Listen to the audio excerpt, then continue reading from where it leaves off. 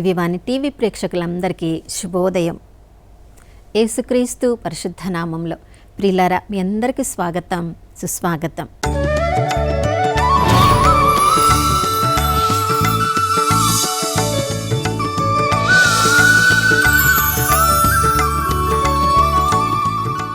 గడిచిన దినమంతా కాచి కాపాడిన దేవునికి మనసారా వందనాలు తెలియచేద్దాం.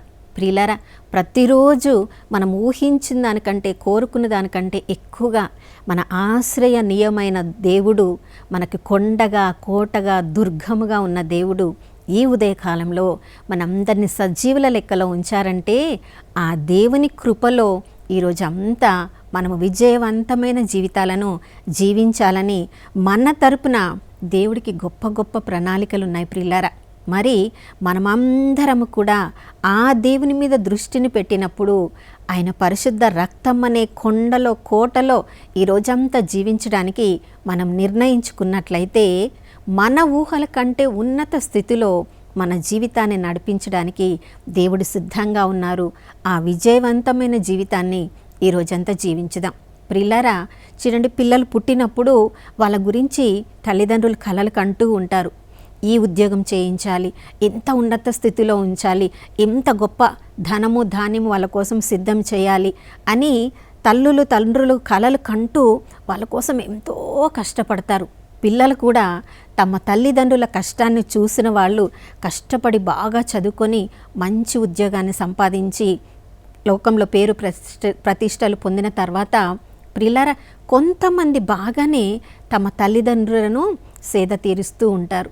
మరికొంతమంది దృష్టి ఆ ధనధాన్యాల మీద, ఆ పేరు ప్రతిష్టల మీద, ఆ ఉద్యోగం మీద వాళ్ళ దృష్టిని మరలినప్పుడు ప్రియులారా, అంతవరకు అంత ఉన్నత స్థితిలోనికి వాళ్ళని లేపిన ఆ తల్లిదండ్రుల మీద కూడా వాళ్ళు ఆధారపడకుండా ఇక అప్పటి వరకు తమను పోషించిన తల్లిదండ్రులను పోషించకుండా ప్రియులారా, తమ జీవితాన్ని ఇక తాము నడిపించుకోవచ్చు అని తమకు ఉన్న ఉద్యోగం మీద ఆధారపడుతూ ఉంటారు.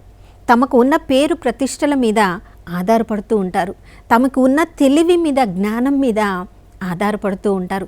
తమకు చుట్టూ ఉన్న స్నేహితుల మీద ఆధారపడుతూ ఉంటారు. ప్రియులారా, కానీ నిజంగా వీళ్ళందరి మీద మనం ఆధారపడినప్పుడు, నిజంగా మనకి చాలా అవసరం వచ్చినప్పుడు వీళ్ళందరూ మన అవసరాలు తీర్చడానికి అందుబాటులో ఉంటారా?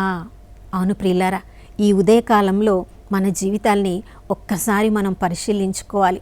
మన కోసం సర్వము త్యాగం చేసిన ఆ తల్లిదండ్రుల మీద ఆధారపడడం ముగిసిన తర్వాత వాళ్ళను సేద తీర్చాల్సిన మనము, మనకి చుట్టూ అన్నీ ఉన్నాయి కదా, మన జీవితాన్ని మనము ఎంతో సంతోషంగా జీవించవచ్చని వీటి మీద ఆధారపడి కొన్నిసార్లు మనకి ఇవన్నీ దయచేసిన ఆ సృష్టికర్త మీద కూడా ఆధారపడకుండా, సృష్టికర్త కృప కూడా అవసరం లేకుండా నాకు నేను జీవించగలను అని ఎన్నోసార్లు మన జీవితంలో ముందుకు సాగిపోతూ ఉంటామేమో. అప్పుడే అపజయం మీద అపజయము, ప్రమాదం మీద ప్రమాదం ఎదుర్కొన్నప్పుడు ప్రియులారా, అప్పుడు తాకిన ఆ తాకిడికి మన పడవ, జీవితం అనే పడవ ఏ అలలకు అది కొట్టుకొని పోతుందో అప్పుడైనా మన జీవితాన్ని సరిచేసుకుంటే మంచిది. ప్రియులారా, దావీదు రాజు జీవితాన్ని మనం చూసినప్పుడు సమూయేలు గ్రంథం 18వ అధ్యాయంలో, మనం మొదటి గ్రంథం 18వ అధ్యాయం నుంచి మనం చూసినప్పుడు చిన్న బాలుడిగా గొర్రెల కాపరిగా ఉన్న దావీదును దేవుని ఎన్నికలో ఉన్నాడు కాబట్టి సొంత తండ్రి కూడా సమూయేలు ప్రవక్త అభిషేకించడానికి వచ్చినప్పుడు తన కుమారులో ఒకడిగా చూపించకున్నను దేవుని ఎన్నికలో, దేవుని ప్రణాళికలో ఉన్నాడు కాబట్టి చిన్న బాలుడైన దావీదు వచ్చే వరకు ప్రవక్తను ఎదురు ఆగేలా చేశాడు దేవుడు.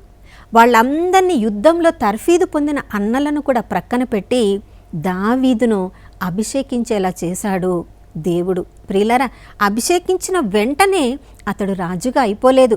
చిన్న చిన్నగా దేవుడు దావీదుకి తర్ఫీదు ఇస్తున్నాడు. దావీదు కూడా దేవుడి మీద ఆధారపడినవాడు, దేవుని చిత్తంలో తన జీవితాన్ని నడిపిస్తూ ఉన్నాడు. అలా జీవిస్తూ ఉన్నప్పుడు చూడండి, దేవుని కృపలో గొల్యాతుని ఎదిరించడానికి సౌలు రాజు కూడా చెయ్యలేని గొప్ప కార్యాన్ని దేవుడి మీద ఆధారపడిన దావీదు ఇంకా యుద్ధంలో కూడా అతడు చేరలేదు, సైనికుడు కూడా మారలేదు.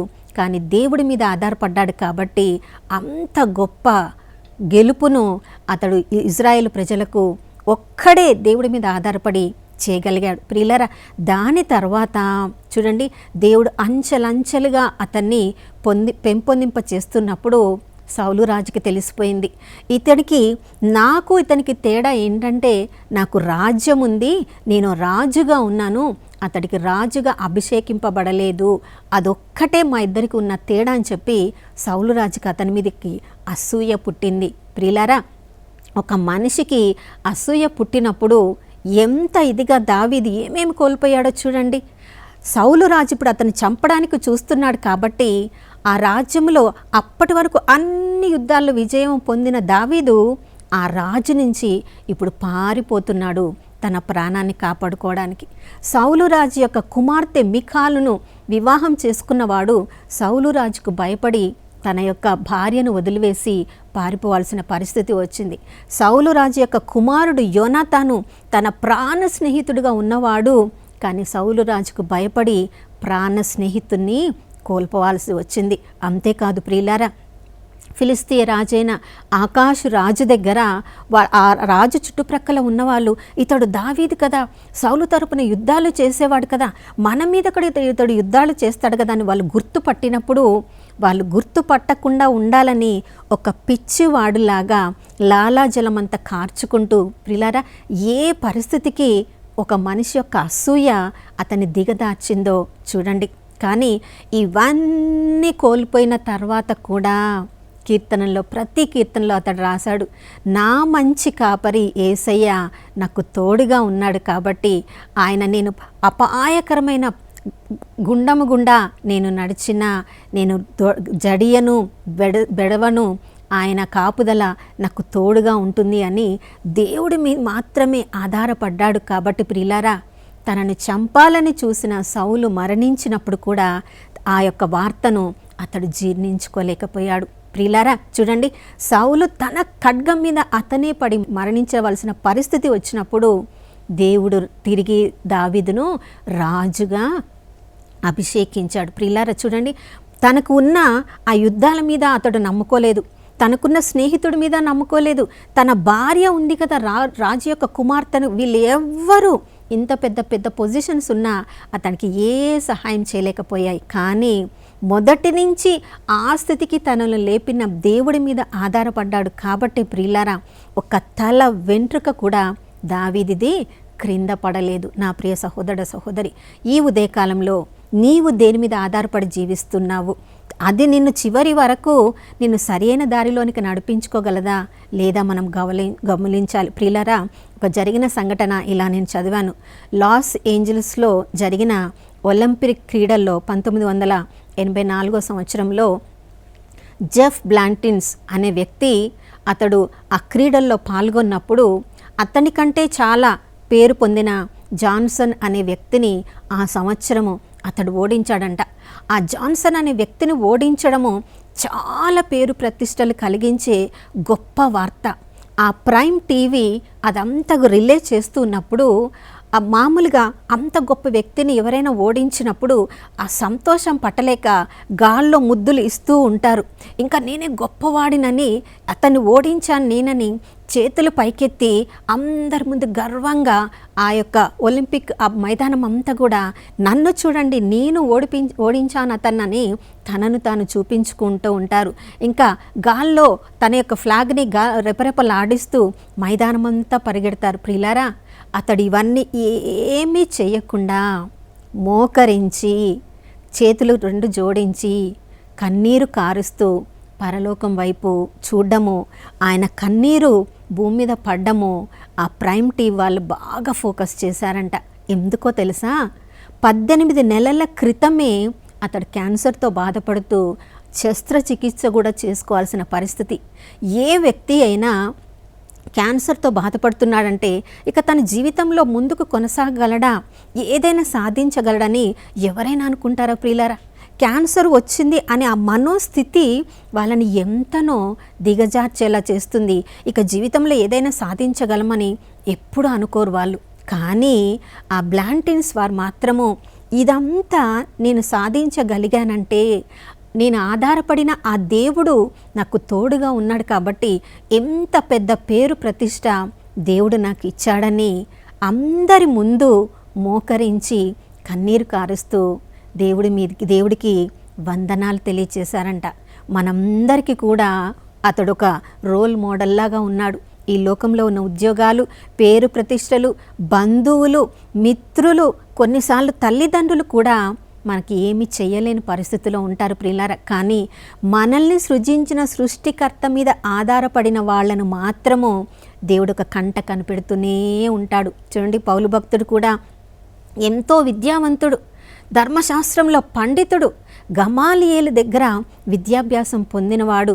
కానీ ఒక్కసారి నేను ప్రభు కొరకే జీవిస్తానన్న తర్వాత కొరింథీయులకు రాసిన 2వ లేఖ 1వ అధ్యాయంలో చెప్తున్నాడు, ఎన్ని శ్రమలను మేము అనుభవించాడంటే ఎన్నోసార్లు మృత్యు ముఖము దగ్గరికి కూడా మేము వెళ్ళిపోయాము.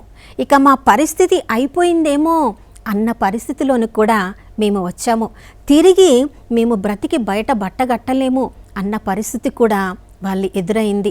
ఎన్నోసార్లు దెబ్బలు తిన్నాం. కొరింథీయులకు రాసిన 2వ లేఖ 11వ అధ్యాయంలో 31వ వచనం వరకు చెప్తున్నారు ప్రియులారా. ఎన్నో శ్రమలు వాళ్ళు నీటి మీద, నదులలో, భూమి మీద, స్నేహితుల వలన, కపట స్నేహితుల వలన, ఆహారం లేక, కొరడా దెబ్బలు తిని ఎన్నో శ్రమలు అతడు అనుభవించిన తర్వాత కూడా వాళ్ళు చెప్తున్నది ఏంటంటే, వీటన్నిటిలలో మమ్మల్ని కాపాడింది మేము ఆధారపడిన ఆ దేవుడే.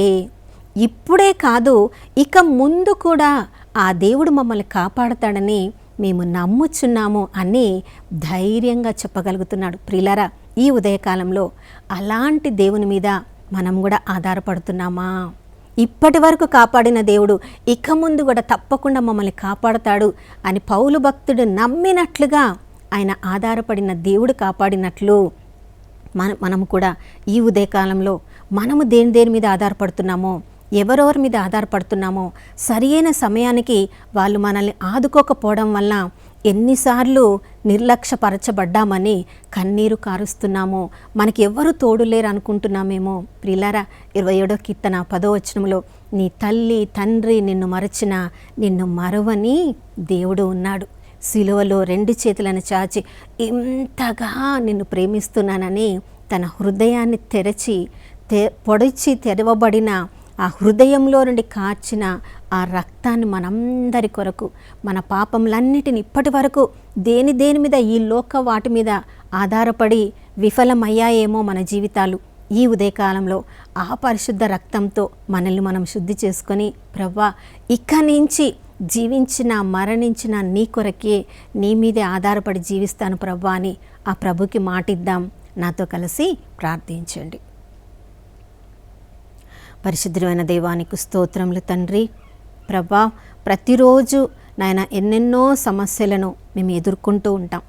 ఆ సమస్యలు ఎదుర్కొనే పరిస్థితిలో ప్రభా, అయ్యా మేము నమ్ముకున్న వాళ్ళు, మమ్మల్ని నమ్ముకున్న వాళ్ళు మాకు తోడుగా ఉంటారని, ఆ పరిస్థితి నుంచి మమ్మల్ని బయట పడవేస్తారని ఎదురు చూసి, అయ్యా వాళ్ళు ఆ పరిస్థితులలో మమ్మల్ని చేయి వదిలినప్పుడు అయ్యా ఎంతో నిరుత్సాహపడి, ప్రభా కొన్నిసార్లు ఇక జీవితంలో ఎవరు లేరు, జీవించడం కూడా బ్రతకము కూడా వ్యర్థం అనుకున్న ఎన్నో పరిస్థితులను బట్టి క్షమాపణ అడుగుచున్నాం తండ్రి.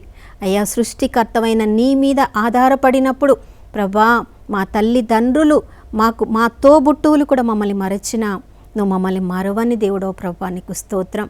అయ్యా మేము పాపము చేసి అయ్యా నీ కృపకు మేము అర్హతను కోల్పోయినప్పుడు కూడా తండ్రి, వీరు ఏమి చేస్తున్నారో తెలియక చేస్తున్నారని మమ్మల్ని అర్థం చేసుకుని మా కోసం ప్రార్థించిన తండ్రివి నీకు స్తోత్రం.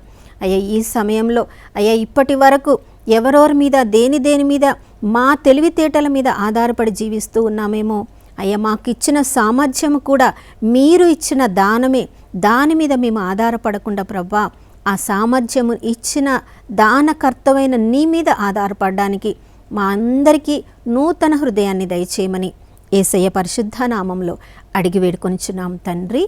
ఆమెన్. అవును ప్రియులారా, యోహాను రాసిన మొదటి లేఖ 2వ అధ్యాయం 27వ వచనంలో ఈరోజు మనం ఏమేమి చేయాలో, ఎలా చేయాలో ఆ దేవుని నుంచి పొందిన అభిషేకమే మనకి నేర్పిస్తుందంట. ఆ అభిషేకంలో ఈరోజంతా విజయవంతంగా జీవించుదాం. మరొక నూతన శుభోదయంలో మనం అందరం కలుసుకునే వరకు దివ్యవాణి టీవీని వీక్షిస్తూ ఉందాం. ఇమ్మానుయేలు, దేవుడు మనతో ఉన్నారు.